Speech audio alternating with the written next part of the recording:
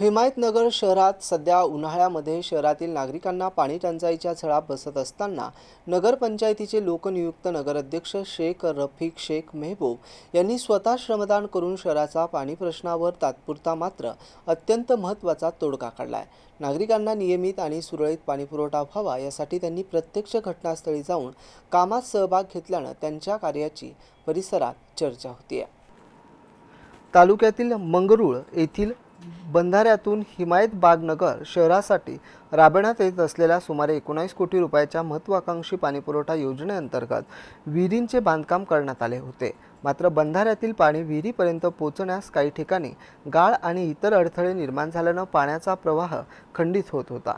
ही बाब निदर्शनास येताच नगराध्यक्ष शेख रफिक शेख मेहबूब यांनी तत्काळ घटनास्थळी धाव घेतली। हातात खोरे आणि टोपले घेऊन त्यांनी स्वतः श्रमदान करत पाण्याच्या प्रवाहातील अडथळे दूर केले। यामुळे बंधाऱ्यातील पाण्याला विहिरीपर्यंत जाण्यासाठी मोकळी वाट उपलब्ध झाली असून विहिरीत पाण्याची आवक वाढण्यास मदत होणार आहे। दरम्यान हिमायतनगर शहरातील प्रत्येक प्रभागात नळजोडणी पाईपलाईन टाकण्याचे कामही युद्धपातळीवर सुरू असून 19 कोटी रुपयाचा पाणीपुरवठा योजनेची काम प्रगतीपथावर आहे। ही योजना पूर्णत्वास आणल्यानंतर शहरातील नागरिकांना अधिक सक्षम आणि नियमित पाणीपुरवठा मिळणार असल्याची अपेक्षा व्यक्त केली जाते।